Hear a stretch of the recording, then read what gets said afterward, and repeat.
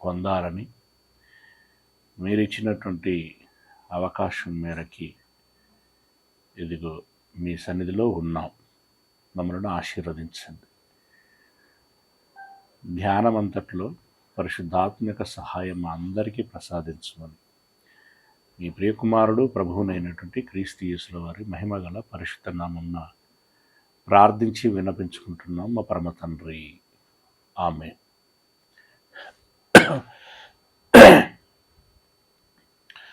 ప్రభునామమున మీ అందరికీ హృదయపూర్వకమైనటువంటి శుభాభివందనలు తెలియజేస్తున్నాను. ప్రియ దేవుని వారలారా, గడిచిన ఎపిసోడ్లలో ఆదికాండములోని 16వ అధ్యాయము 6వ వచనం వరకు పూర్తి చేసుకున్నాం. అందున సంతానము కలగకపోయేసరికి శారాయి ఆశ కలిగినటువంటి బిడ్డగా, ఓపిక సహనము కోల్పోయి ఎట్టకేలకి సంతానము వారసత్వం కావాలి అనేటువంటి ఉద్దేశంతో హాగర్ని అబ్రహామునకు భార్యనుగా చేసింది. అబ్రహాము హాగరుతో వెళ్ళినప్పుడు హాగరు గర్భవతి అయింది. ఎప్పుడైతే దాసురాలైనటువంటి హాగరు గర్భవతి అయిందో ఆమెకి కొంచెం గర్వం పెరిగింది. తద్మూలముగా శారాయిని చిన్నచూపు చూడటం ప్రారంభించింది. శారాయికి ఆగ్రహం వచ్చింది. అబ్రహాముతో వాదమునకు దిగింది. అప్పుడు అబ్రహాము శారాయి స్వేచ్ఛకు అప్పగిస్తూ, నీవు నచ్చిన విధంగా ఆమె విషయంలో చేయమని చెప్పడం జరిగింది. ఇది 6వ వచనం వరకు మనం గమనిస్తున్నటువంటి విషయం. 6వ వచనంలో పర్టికులర్గా శారాయి బహుశా ఒక నిర్ణయానికి వచ్చి హాగర్ను తన ఎదురుండి వెళ్ళగొట్టదలుచుకున్నట్టున్నది. అందుకే ఆమె ఏం చేసిందంటే, ఇదివరకటి పని భారము కంటే ఆమె గర్భవతి అయినప్పటికీ మరింత శ్రమ పెట్టడం ప్రారంభించింది. ఆ శ్రమకు తాళలేక హాగరు గత్యంతరము లేనటువంటి పరిస్థితి అని మనం భావించవచ్చు. అందులో భాగంగా ఆమె ఏమి చేసింది అనేటువంటి విషయాన్ని మనం చూసినట్లయితే ఆదికాండము 16వ అధ్యాయము 7వ వచనం. ఆదికాండం 16వ అధ్యాయము 7వ వచనం. యెహోవా దూత అరణ్యములో నీటి బుగ్గ యొద్ద, అనగా షూరు మార్గములో బుగ్గ యొద్ద ఆమెను కనుగొని. అరణ్యము, షూరు మార్గము అని అంటే ఇది మనకి తదనంతరం వస్తుంది. దానిని పారాను అరణ్యము అంటారు. ఓకే, ఈ అరణ్య మార్గమున పోయి షూరు మార్గములో ఉంది. యెహోవా దూత అరణ్యములో నీటి బుగ్గ యొద్ద, అనగా షూరు మార్గములో బుగ్గ యొద్ద ఆమెను కనుగొని, శారాయి దాసివైన హాగరు, అంటే ఇప్పుడు హాగరు ఇంటిలో నుండి పారిపోయింది. పారిపోయి అరణ్యంలో ఒక నీటి బుగ్గ యొద్ద ఎటు పాలుపు అన్నటువంటి పరిస్థితుల్లో కూర్చొని ఉండగా ఒక దేవదూత అక్కడికి వచ్చి ఆమెను పలకరిస్తూ, హాగరు, నీవు ఎక్కడికి వెళ్ళుచున్నావని అడిగింది. అలా అడిగినందుకు గాను హాగరు చెప్పుచున్నది, నా యజమానురాలైన శారాయి యొద్ద నుండి పారిపోవుచున్నాను అనెను. శారాయి యొద్ద నుండి పారిపోవుచున్నాను. అప్పుడు యెహోవా దూత, నీ యజమానురాలి యొద్దకు తిరిగి వెళ్ళి ఆమె చేతి క్రింద అణిగియుండుమని దానితో చెప్పాను. ఇక్కడ ముందు మాటల్లో మనం ఏం గమనిస్తాము అనంటే 5వ వచనంలో గర్భవతి నైతినని తెలుసుకునేటప్పుడు నేను దాని దృష్టికి నీచమైన దానిని అయితిని అని శారాయి తన బాధ చెప్పుకున్నది. అంటే హాగరు గర్భవతి అయిన తర్వాత గర్వం పెంచుకున్నది. యజమానురాలైనటువంటి శారాయిని చిన్న చూపు చూడటం ప్రారంభించింది. ఇప్పుడు దేవదూత చెప్తున్నది, శారాయి చేతి క్రింద అణిగియుండుము. గర్భము ధరించక మునుపు నువ్వు ఏ విధంగానైతే నమ్మకంగా శారాయి చేతి క్రింద ఉన్నావో అది మరచి గర్వం పెంచుకున్నావు. ఈరోజు అరణ్యమునకు పారిపోయి రావాల్సి వచ్చింది. ఈ పరిస్థితి రావటానికి విషయం నీకు కూడా తెలుసు కదా. కాబట్టి ఆ గర్వాన్ని తొలగించుకొని యథావిధిగా శారాయి చేతి క్రింద అణిగియుండుము అని చెప్పడం జరిగింది. చెప్పిన తర్వాత యెహోవా దూత, ఇదిగో యెహోవా నీ మొరను వినెను. అంటే ప్రస్తుతం నీకున్నటువంటి బాధను అర్థం చేసుకోగలవు. నీ మొర వినెను, నీవు గర్భవతివై ఉన్నావు, నీవు కుమారుణ్ణి కని అతనికి ఇష్మాయేలు అను పేరు పెట్టుదువు. నువ్వు గర్భవతివి, నువ్వు కుమారుణ్ణి కంటావు, అతనికి ఇష్మాయేలు అనేటువంటి పేరు పెడతావు అని అన్నాడు. 2వ వచనం అంటే దానికి ఇష్మాయేలు అనేటువంటి పదానికి నెంబరు 2 ఇచ్చి దానికి ఫుట్నోట్లో విషయం ఏం చెప్పాడంటే, దేవుడు వినును. జాగ్రత్తగా ఇక్కడ మనం గమనించినట్టయితే 11వ వచనం ప్రారంభంలో యెహోవా నీ మొర వినెను అంటే హాగరు దాసురాలైన ఐగుప్తీయురాలైన ఆమె శారాయి ఇంట చేరిన తర్వాత యెహోవాను విశ్వసించింది. యెహోవా నియమ నిబంధనలు అప్పటికి ఏ మేరకైతే ఉన్నాయో అవి పాటిస్తూ వస్తున్నది. ఒక నమ్మకం కలిగి ఉన్నది, ప్రార్థన జీవితము కలిగి ఉన్నది. తనకు వచ్చినటువంటి కష్టాన్ని బట్టి ఆమె దేవునికి మొరపెట్టింది. మొరపెట్టింది గనక విన్నటువంటి దేవుడు దేవదూతను పంపించాడు.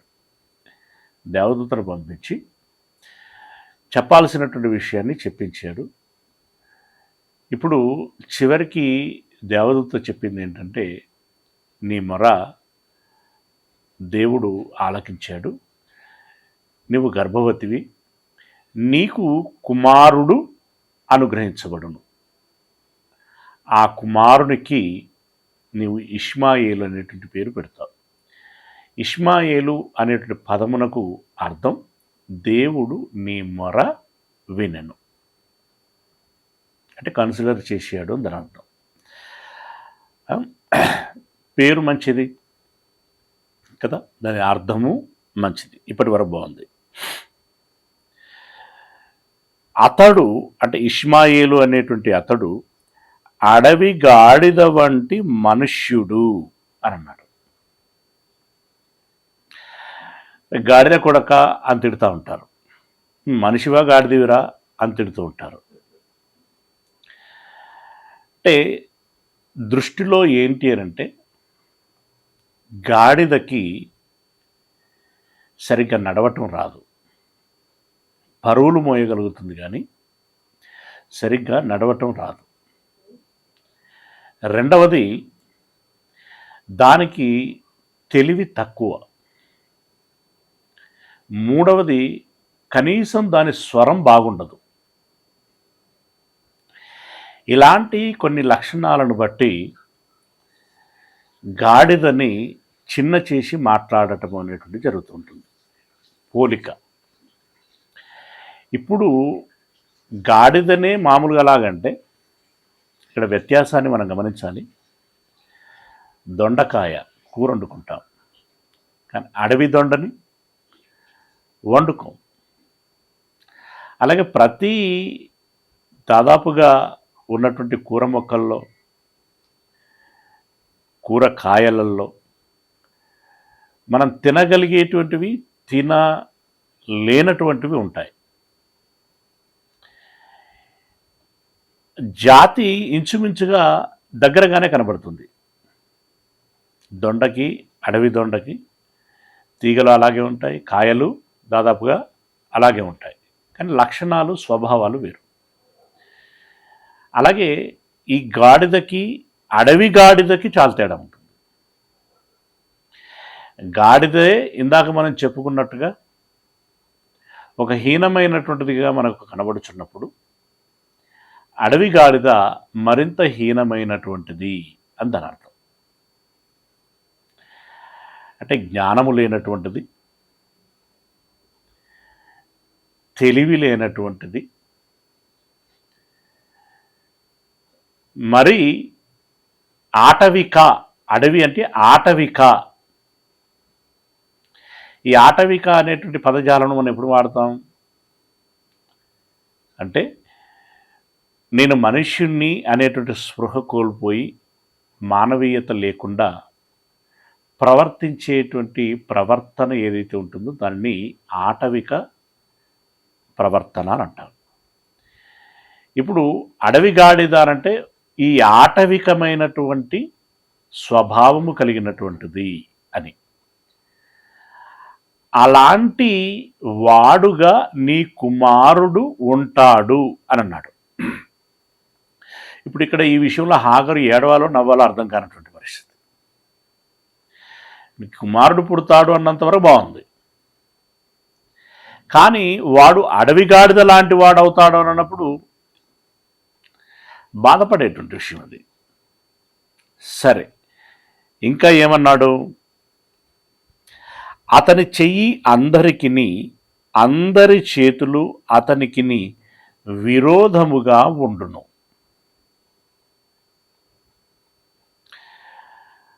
అంటే ఇష్మాయేలు తన సంతానము ఎక్కడెక్కడనైతే వాసం చేస్తూ ఉంటారో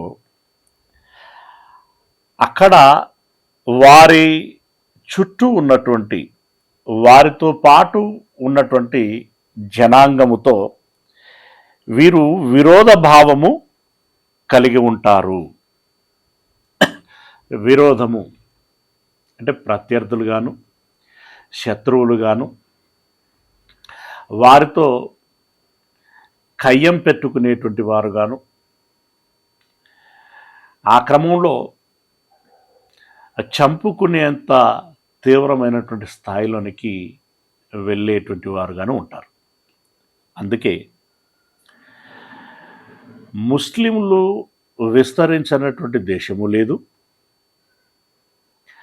ఆ ముస్లింలు ఉన్నటువంటి చోట ఈ విరోధ భావము లేనటువంటి చోటు లేదు. వాళ్ళు ఎక్కడ ఉంటే వాళ్ళ చుట్టూ ఉన్నటువంటి జనులతో వారు ఒక విరోధ భావాన్ని కలిగి ఉంటారు. కారణాలు ఎన్నైనా ఉండొచ్చు, ఏమైనా ఉండొచ్చు. అయితే అన్నిసార్లు ఈ ఇస్లాం వాళ్ళే తప్పు, మిగిలిన వాళ్ళు రైటు అని నేను అనలేను. మిగిలినటువంటి వాళ్ళు కూడా అలాంటి స్వభావం, ఈ అడవిగాడిద లాంటి స్వభావం కలిగి ఉండటానికి అవకాశం ఉంటుంది. కానీ ఎక్కువగా ఈ ఇష్మాయిలు సంతానము వారు ఈ భావన కలిగి ఉంటారు. అందుకే మీరు కామన్గా ఇప్పటివరకే మీకు తెలిసి ఉన్నటువంటి విషయం అది. మీరు ఆరా తీసినా కూడా అదే మనకి కనబడుతుంది.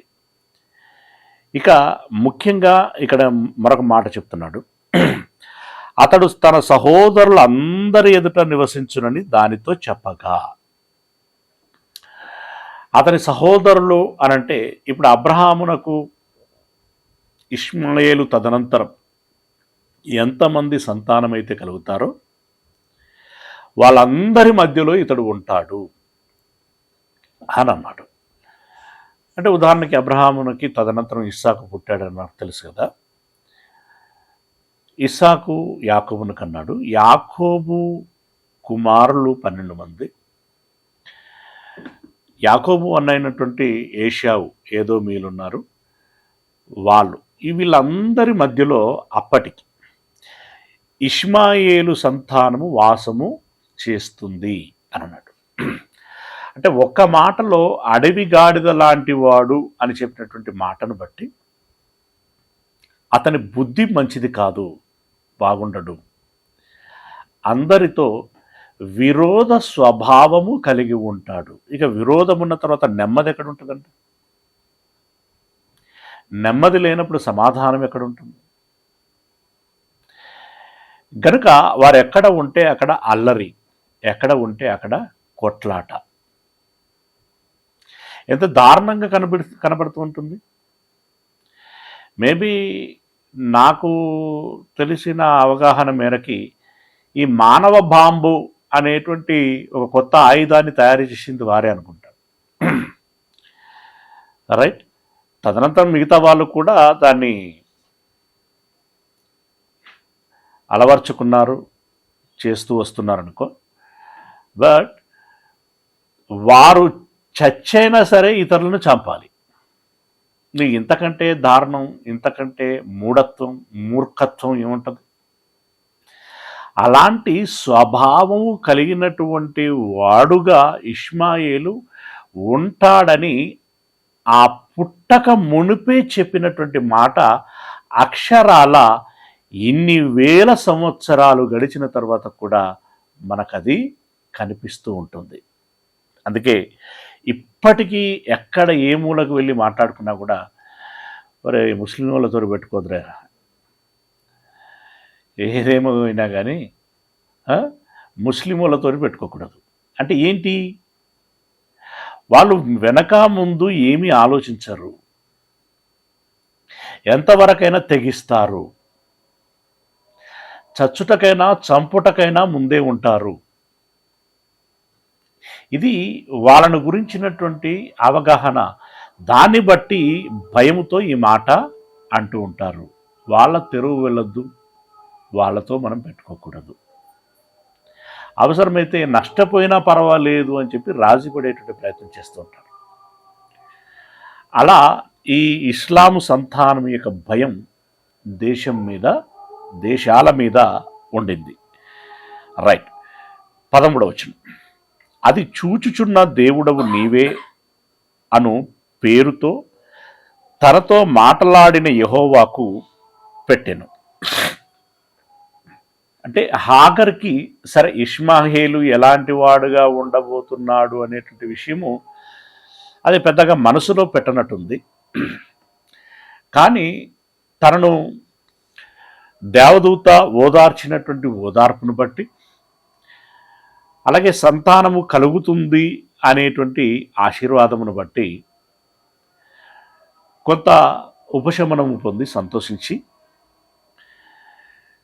దేవుణ్ణి ఉద్దేశించి చెప్పినటువంటి మాట ఏంటంటే, వినుచున్నటువంటి దేవుడవు నీవే, అలాగే చూచుచున్న దేవుడవు నీవే అని అప్పటికి ఆమదైనటువంటి ఆలోచనతో, ఆమదైనటువంటి మాటలతో పెట్టుకున్నటువంటి పేరు.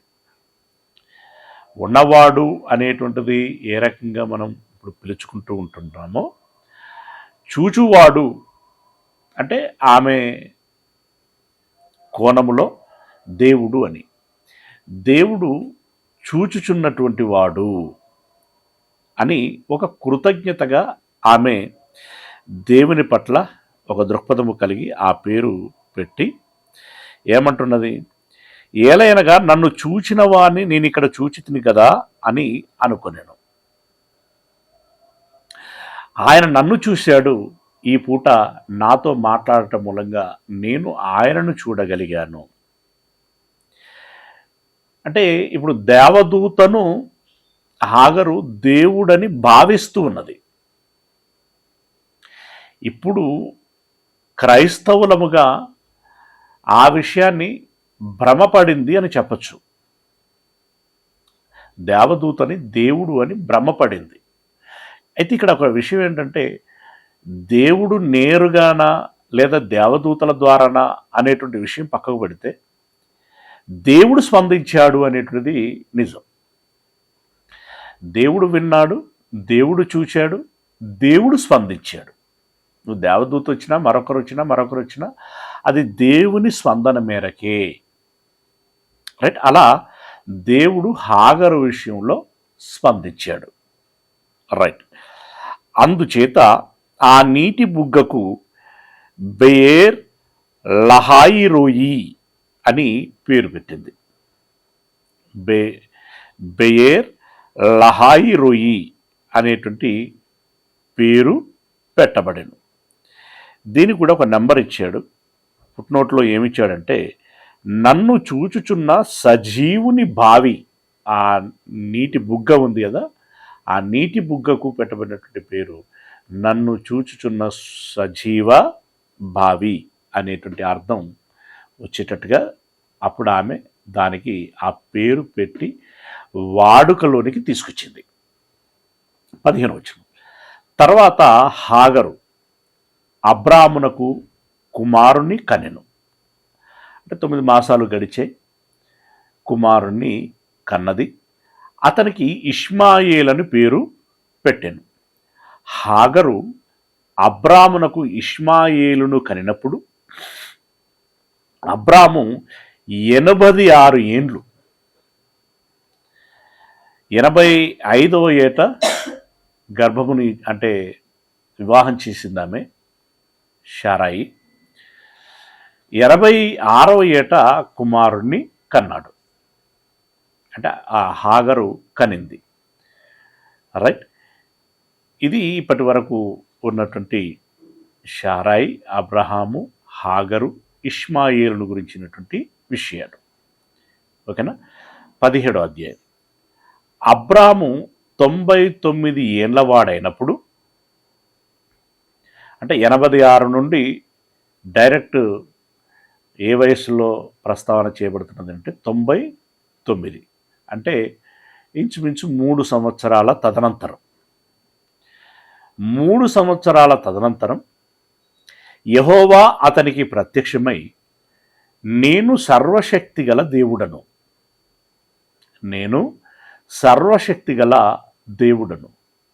అంటే ఈ మాట వాడటానికి గల కారణం ఏంటంటే, ఏ విషయాన్నైనా ఏ పనినైనా నేను జరిగించగలను గనుక మీరది గమనించండి అని చెప్పటం అన్నమాట. మీరు ఏదైనా అడగచ్చు, సమ్మతమైన దేనినైనా నేను ఇస్తాను, చేస్తాను, జరిగించగలను అని ఒక అభయం ఇస్తున్న సూచక ఆ మాట, నేను సర్వశక్తి గల దేవుడను, నా సన్నిధిలో నడుచుచు నిందారహితుడవై ఉండుము.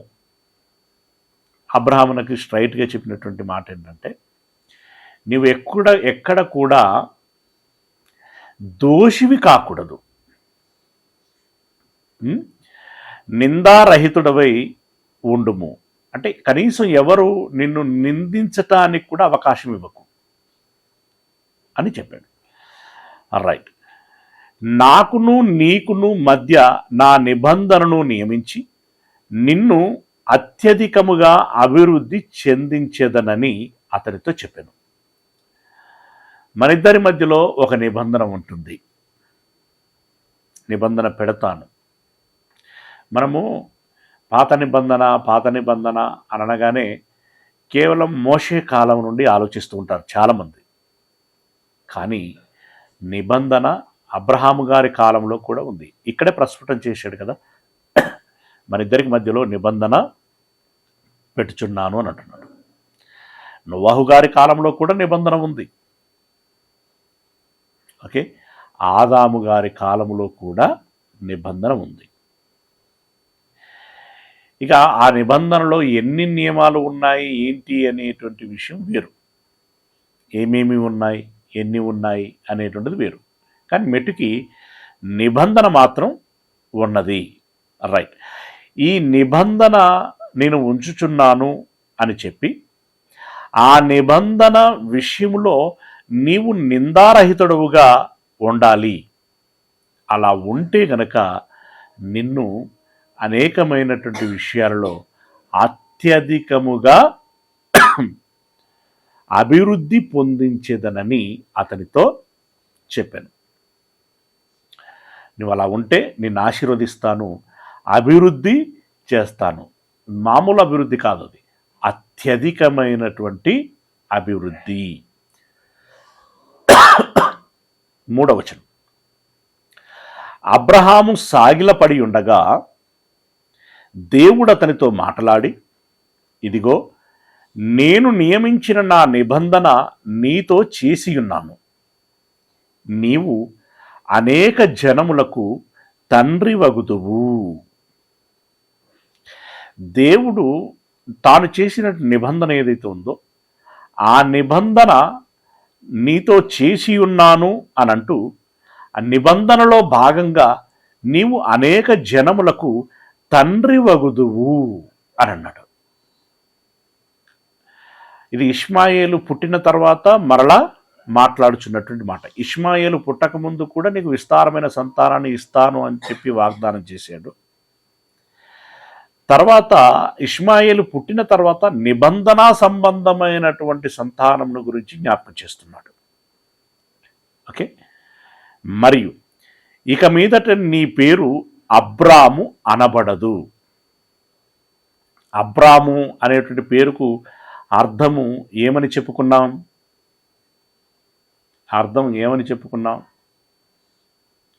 అబ్రాము అనగా గౌరవనీయమైనటువంటి తండ్రి అని చెప్పుకున్నాం.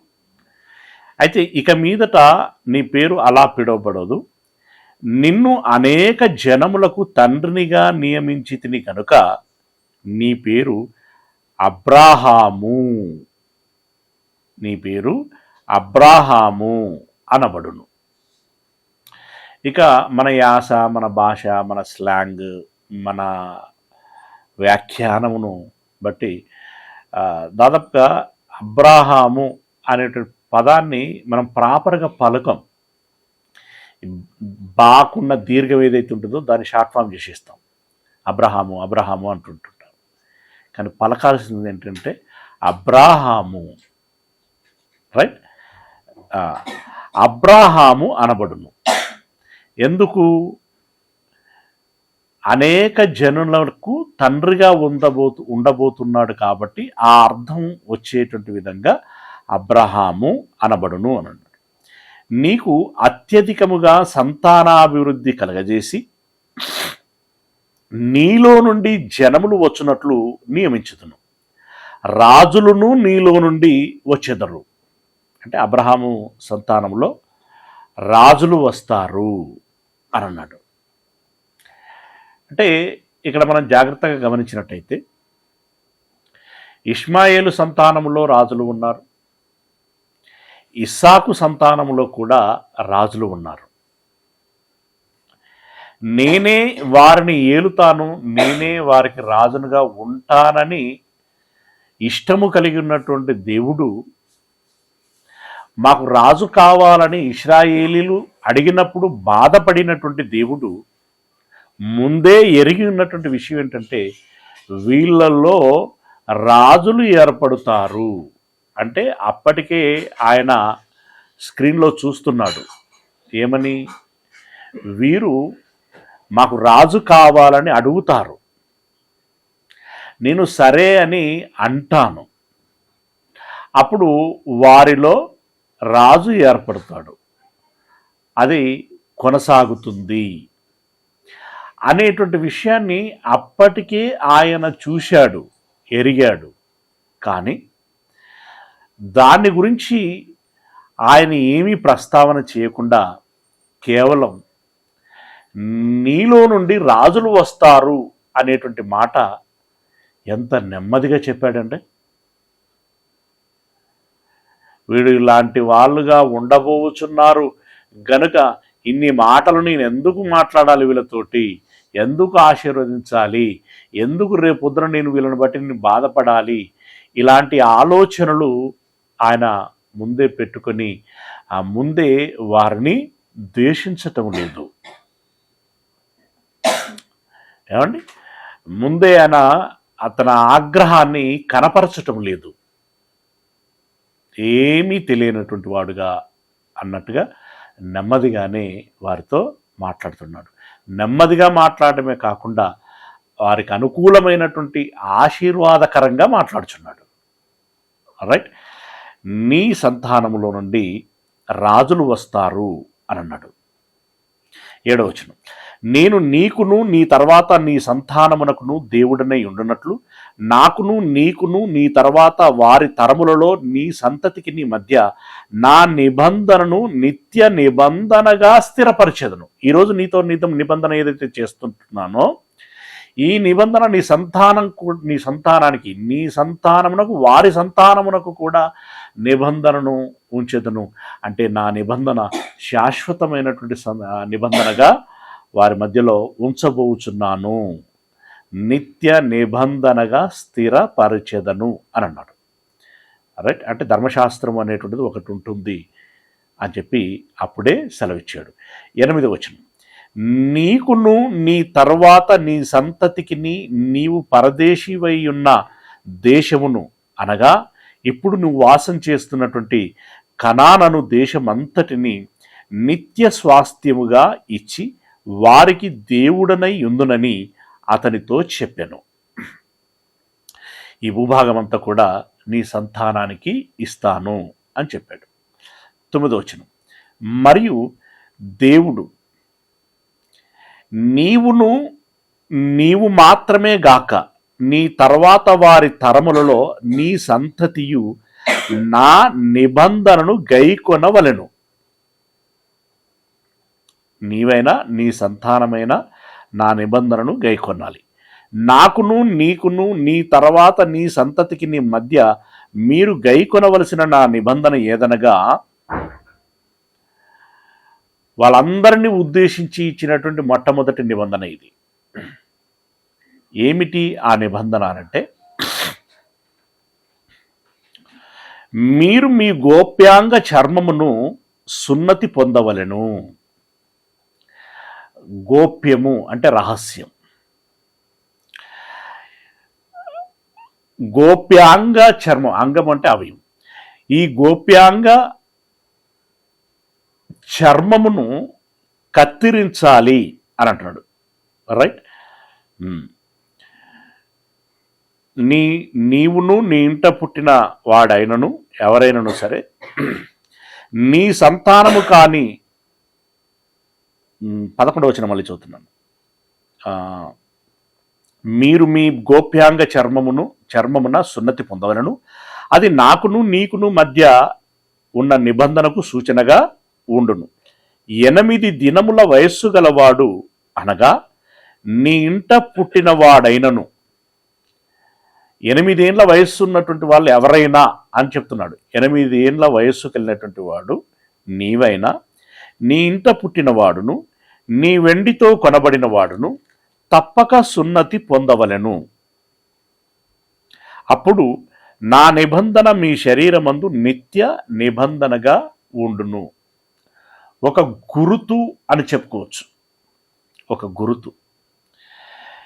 ఇది మిమ్మల్ని ఎప్పటికీ జ్ఞాపకం చేయిస్తూ ఉంటుంది. ఇదిగో నేను మీతో ఒక నిబంధన చేశాను. ఆ నిబంధన ఏంటి అంటే, నేను మిమ్మల్ని ఆశీర్వదిస్తాను, మీకు తోడుగా ఉంటాను, మీరు నా మాట వినాలి, నేను చెప్పినట్లుగా నడుచుకోవాలి అనేటువంటి దానిగా ఒక గుర్తుగా ఉంటుంది అని చెప్పాడు.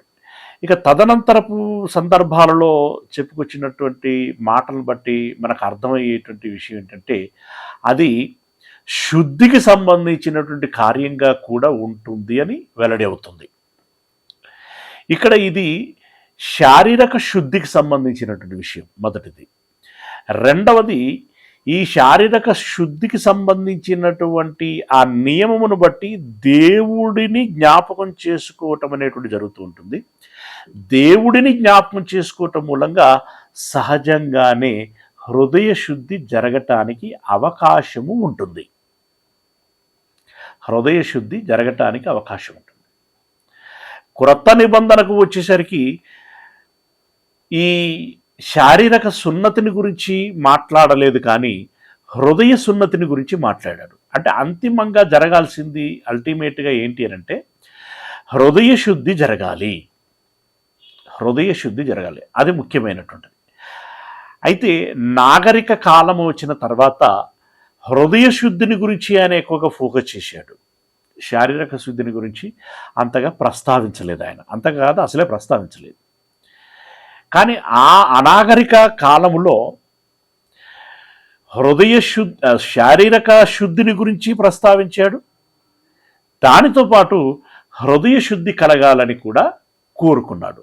డిఫరెన్స్ ఇది, రైట్?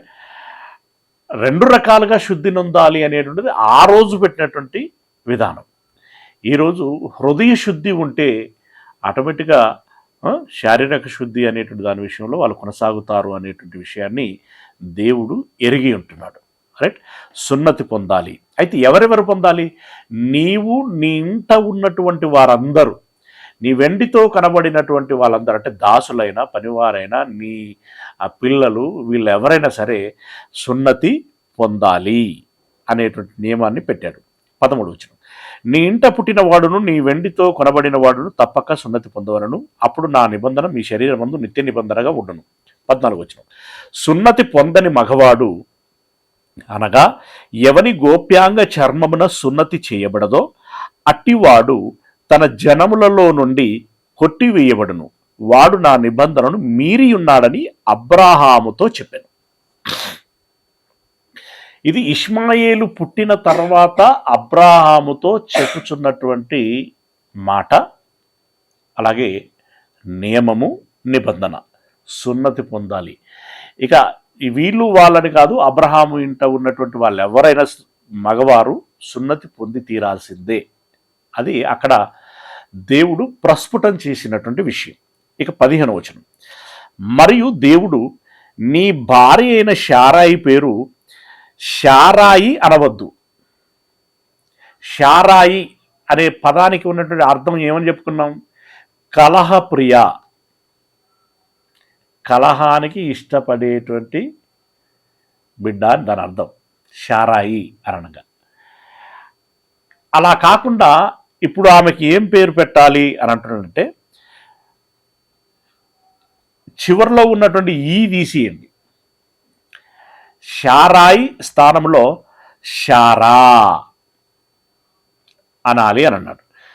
దానికి నెంబర్ ఇచ్చాడు ఫుట్నోట్లో, రాజకుమారి. రాజకుమారి అంటే ఒక రాణిగా ఎంచబడుతుంది, అంటే ఒక మహా సామ్రాజ్యాగ్ని అవుతుంది అని అన్నాడు.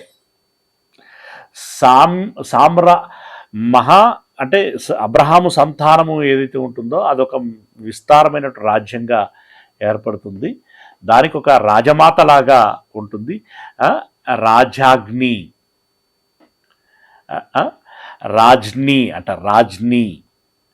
ఓకే, అలా ఆ అర్థం వచ్చేటువంటి విధంగా శారా అనేటువంటి పేరు ఆమెకు పెట్టబడుచున్నది. ఇక ఇప్పటి నుండి నీ పేరేమో అబ్రాహాము, నీ భార్య పేరు శారా.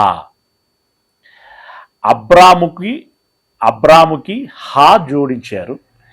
ఇక్కడ శారాయి విషయంలో ఈ తొలగించారు. ఇది డిఫరెన్స్. ఓకే, 16వ వచనం. నేను ఆమెను ఆశీర్వదించి ఆమె వలన నీకు కుమారుణ్ణి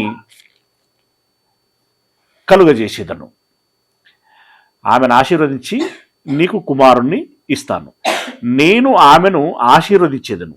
ఆమె జనులకు తల్లి అయి ఉండును. జనముల రాజులు ఆమె వలన కలుగుదురని అబ్రాహాముతో చెప్పాను. ఈ సంతానం నుండి రాజులు వస్తారు అనేటువంటి విషయాన్ని మళ్ళీ తిరిగి చెప్పాడు. 17వ వచనం. అప్పుడు అబ్రాహాము సాగిలపడి నవ్వి, 100 ఏండ్ల వానికి సంతానము కలుగునా, 90 ఏండ్ల శారా కనునా అని మనస్సులో అనుకునేను.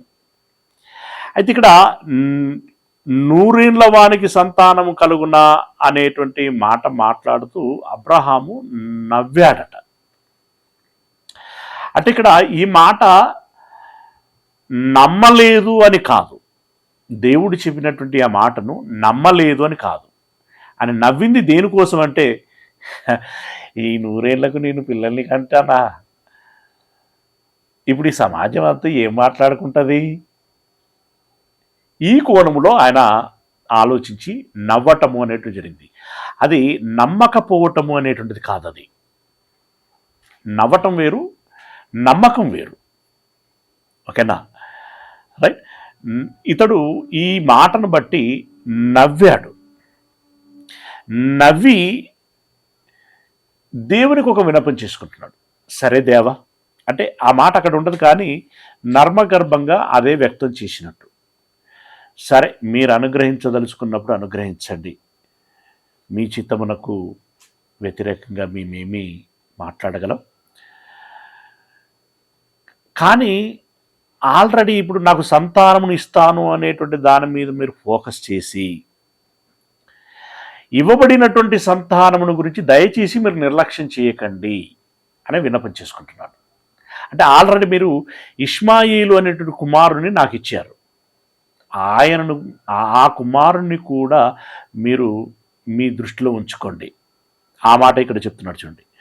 అబ్రహాము, ఇష్మాయేలు నీ సన్నిధిని బ్రతుకను అనుగ్రహించుము.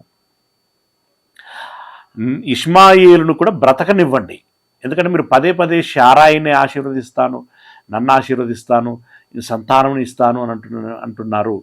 మరి హాగరు విషయం తెలిసిందే, శారాయి హాగర్కి మధ్యలో నెలకొన్నటువంటి పరిస్థితి తెలిసిందే. ఇప్పుడు ఇష్మాయేలు గురించి చెప్పారు, ఆ ఇష్మాయేలుకు ఎలాంటి స్వభావం కలిగి ఉంటాడు అనేటువంటి విషయం చెప్పారు. మరి దీని అంతటి బట్టి ఇప్పుడు శారాయి గర్భం ద్వారా రాబోతున్నటువంటి బిడ్డ మీద మాత్రమే దృష్టి పెట్టి ఇష్మాయేలును నిర్లక్ష్యం చేసి ఇష్మాయేలు జాడ లేకుండా పోయేటువంటి పరిస్థితి వచ్చేటట్లుగా మీరు మరి ఆ రకంగా ఏమైనా మీరు నిర్ణయం తీసుకుంటే అది బాధాకరమైనటువంటి విషయం అవుతుంది. గనుక అయ్యా, మీరు ఇష్మాయేలు మీద మీ ఇశ్రాయేలు పట్ల మీ సన్నిధి ఉంచండి, అతన్ని బ్రతకనివ్వండి అని దేవునితో చెప్పగా, దేవుడు నీ భార్య అయినా, ఇక్కడ అందుకే ఇక్కడ ఇందాక మాట్లాడిన మాట నీ సన్నిధిని బ్రతుక అనుగ్రహించుము అనంటే ఎలాగూ ఇంకొకరిని ఇవ్వబోతున్నాను, అది శారాయి ద్వారానే ఇవ్వబోతున్నాను కాబట్టి దాసి ద్వారా వచ్చినటువంటి వాడు ఎందుకు అనేటువంటి విధానంలో మీరు ఏమైనా నిర్ణయం తీసుకుంటారేమో దేవా, దయచేసి అలాంటి నిర్ణయం మీరేమీ తీసుకోకండి అంటే ఆల్రెడీ హాగర్కు చెప్పాడు, నీకు కుమారుడు పుడతాడు, వాడు ఇలాంటి వాడుగా ఉండబోతాడు, వాళ్ళు విస్తారమైన సంతానము అవుతారు అనేటువంటి విషయము చెప్పాడు. కానీ అబ్రహాముకి ఉండేటువంటి భయం అబ్రహాముకి ఉంటుంది కనుక, ఎందుకంటే పదే పదే శారాయిని గురించి, శారాయి గర్భం ద్వారా రాబోతున్న బిడ్డల గురించి మాట్లాడుతున్నప్పుడు సహజంగానే అబ్రహాము లాంటి వారికి కొంచెం అనుమానం కలగటానికి అవకాశము ఉంటుంది. దాన్ని బట్టి ఇష్మాయిలు అనేటువంటి నా బిడ్డ పట్ల కూడా మీ దయ ఉంచండి, ఆ? అతన్ని నీ సన్నిధిలో బ్రతుకులాగున అనుగ్రహించండి అని చెప్పగా దేవుడు, నీ భార్య అయిన శారా నిశ్చయముగా నీకు కుమారుని కనును. అబ్రహాం అడిగిందేమో ఇష్మాయిల్ గురించి, దేవుడు చెప్పుచున్నదేమో శారా గర్భమున పుట్టబోయేటువంటి బిడ్డను గురించి మాట్లాడుతున్నాడు. నీకు కుమారుని కనును, నీవు అతనికి ఇస్సాకు అను పేరు పెట్టుదువు, అతని తర్వాత అతని సంతానము కొరకు నిత్య నిబంధనగా నా నిబంధనను అతనితో స్థిరపరిచేదను. రైట్. శారాయి అంటే ఇప్పుడు శారా గర్భములో నుండి వచ్చినటువంటి పిల్లలతో నేను నిబంధనని నిత్య నిబంధనగా స్థిరపరిచేదను. రైట్. అయితే నువ్వు అడిగావు కాబట్టి 20వ వచనములు, ఇష్మాయిలును గూర్చి నీవు చేసిన మనవి నేను వింటిని. అంటే ముందు నేను చెప్పింది విను, నువ్వు చెప్పిన దాన్ని కూడా సమాధానం చెప్తాను అన్నట్టుగా అప్పటికి ఆగి ఇప్పుడు మళ్ళీ చెప్తున్నాడు అన్నమాట. ఇదిగో నేను అతన్ని ఆశీర్వదించి అతనికి సంతానాభివృద్ధి కలగజేసి అత్యధికముగా అతన్ని విస్తరింపచేసేదను. ఇష్మాయేలును కూడా అత్యధికముగా విస్తరింపచేసేదను. అంటే సంతానం విషయంలో ఇస్సాకును గురించి ఏ రకమైనటువంటి ఆశీర్వాదం ఉందో ఇష్మాయిలును గురించి కూడా అదే రకమైనటువంటి ఆశీర్వాదం ఉంది. విస్తారమైనటువంటి జనాంగము అంటే ఆకాశ నక్షత్రముల వలె అనేటువంటిది ఏదైతే ఉంటుందో, ఇసుక రేణుల వలె అనేటువంటి మాట ఏదైతే ఉంటుందో, లైక్ దట్ అలా విస్తారమైనటువంటి జనాంగము ఇష్మాయిలులో నుండి కూడా వస్తారు. అందుకే ఇస్లాం జనాభా ప్రపంచంలో 2వ అత్యధిక పాపులేషన్కి వెళ్ళినటువంటి జనాభా. సంతానపరంగా మనము ఆలోచించినప్పుడు ఇసాకులో నుండి వచ్చినటువంటి వారు ఎంతగానైతే కనబడతారో ఇష్మాయేలులో నుండి వచ్చినటువంటి వారు కూడా అంతగా కనబడుతూ ఉంటారు. రైట్. తర్వాత అతనికి సంతానాభివృద్ధి కలగజేసి అత్యధికముగా అతన్ని విస్తరింపచేసేదను. అతడు 12 మంది రాజులను కనును. అంటే ఇష్మాయిలు సంతానములో 12 మంది రాజులు వస్తారు. అయితే దేవుడు ప్రస్తావన చేస్తున్నాడు అనంటే చెప్పుకోదగిన రాజులు అని మనం గమనించాల్సి ఉంటుంది. చెప్పుకోదగినటువంటి రాజులు 12 మంది రాజులు వస్తారు. అంటే వాళ్ళకు ఒక రాజ్యం ఏర్పడుతుంది. ఆ రాజ్యమునకు ఒక పరిపాలన చేయటానికి రాజులు వారిలో ఏర్పడతారు అని చెప్పాడు. అతన్ని గొప్ప జనముగా చేసేదను. అయితే వచ్చు సంవత్సరము ఈ కాలమందు శారా నీకు కనబోవు ఇస్సాకుతో నా నిబంధనను స్థిరపరిచెదను. అయితే అనేటువంటి మాటతో మరలా ఇక్కడ ఏం చేస్తున్నాడు అనంటే ఇష్మాయేలు గురించి చెప్పేసి వెంటనే స్కిప్ చేసి ఇస్సాకు దగ్గరకు వచ్చేస్తున్నాడు. మళ్ళీ ఇస్సాకు దగ్గరకు వచ్చేసి ఏం చేస్తున్నాడు అనంటే శారా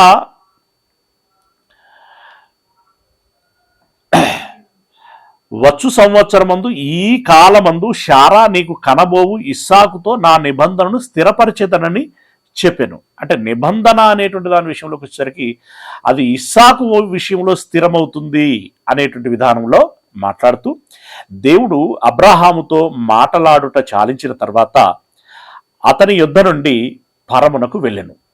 అంటే దేవుడు వెళ్ళిపోయాడు.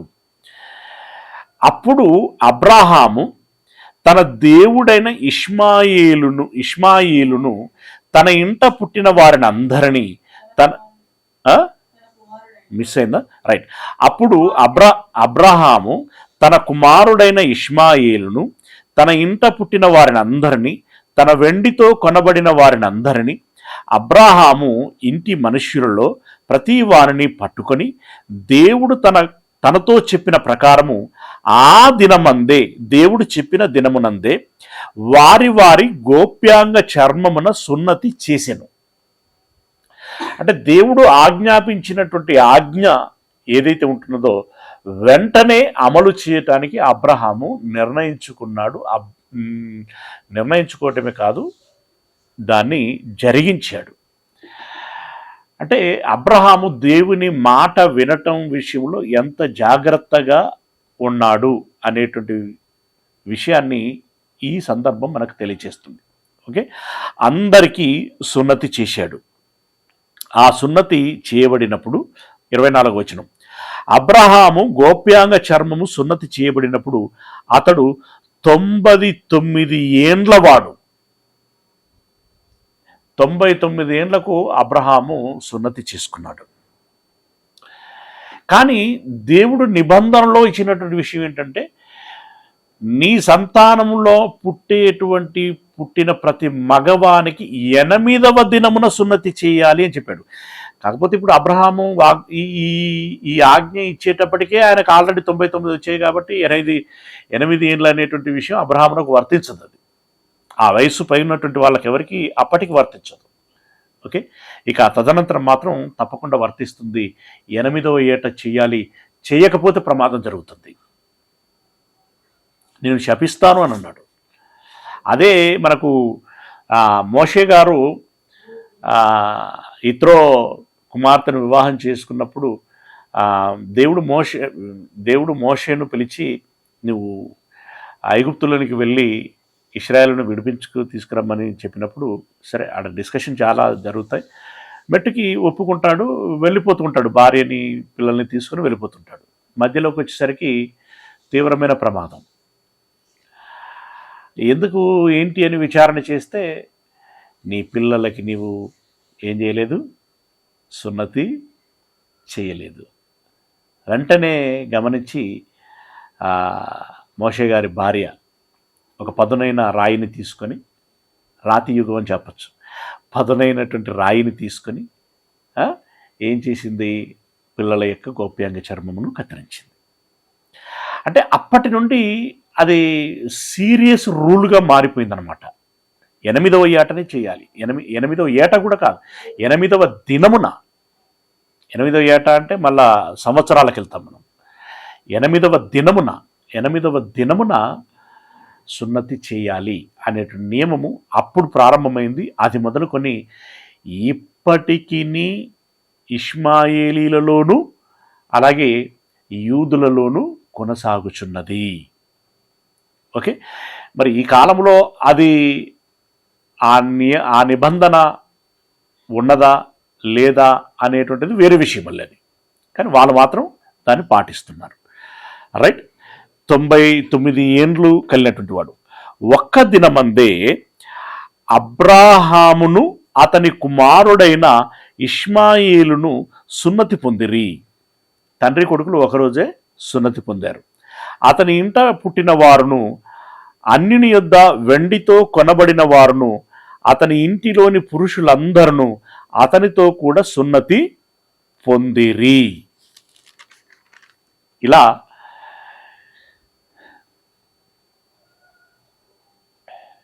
హాగరు విషయంలో దేవుడు దేవదూత ద్వారా ధైర్యం చెప్పించి మరలా హాగరుని శారాయి ఇంటికి చేర్చడం జరిగింది. ఇది 16వ అధ్యాయంలో మనం గమనించినటువంటి విషయం.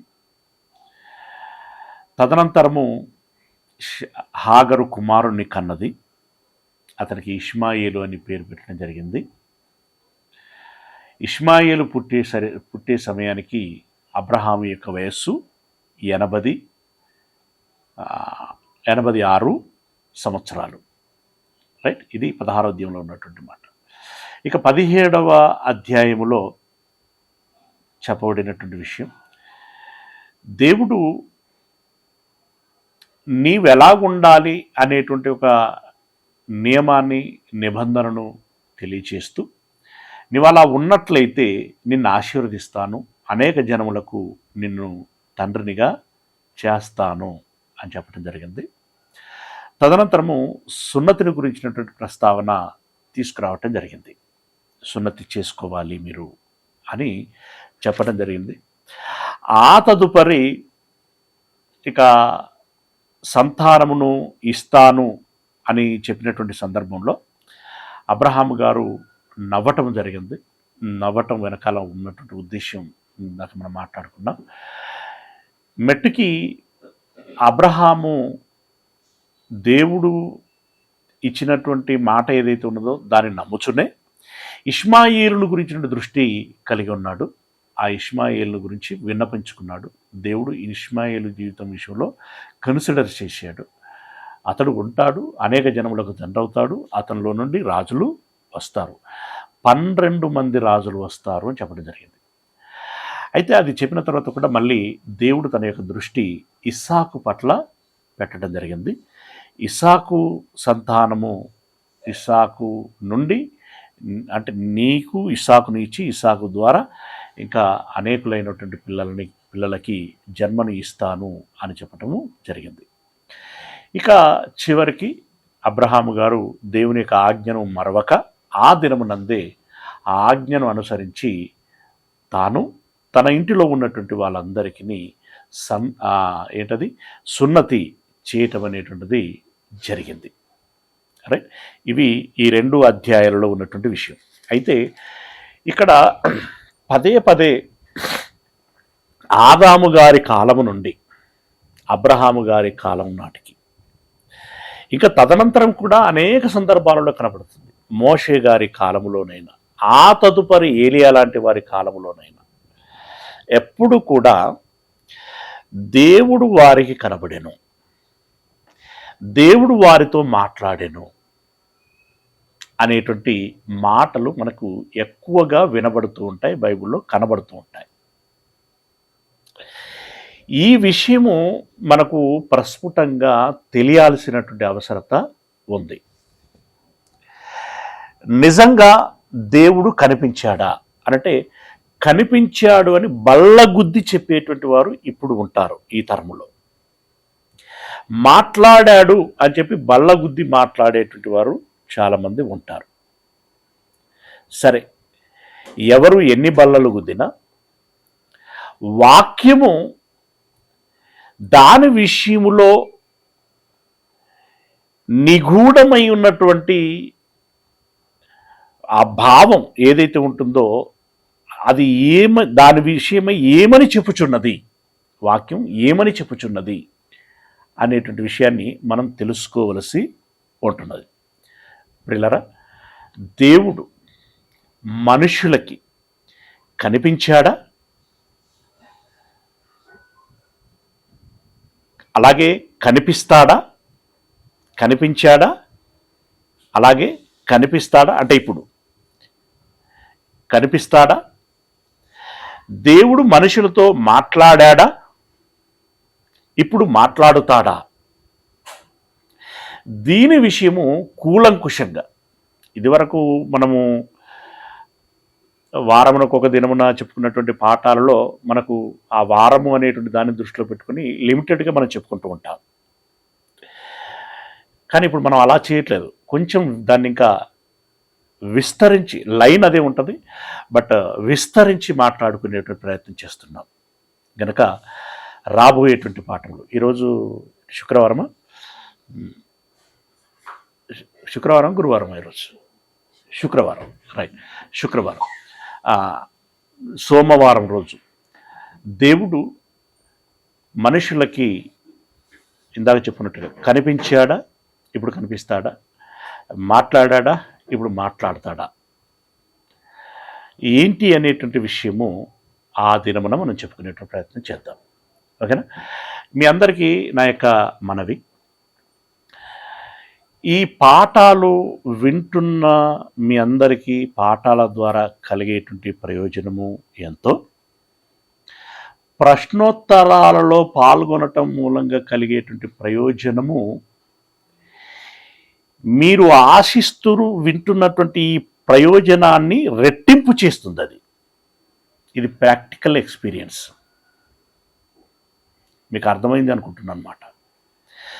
మీరు ఈ పాఠం వినటం మూలంగా నాకు ఏం ప్రయోజనం కలుగుతుంది అని భావించి మీరు వింటున్నారో, ప్రశ్నోత్తరాలలో పాల్గొనటం మూలంగా ఈ ఉద్దేశము రెట్టింపు అవుతుంది, రెట్టింపు ఫలితాన్ని ఇస్తుంది మీకు.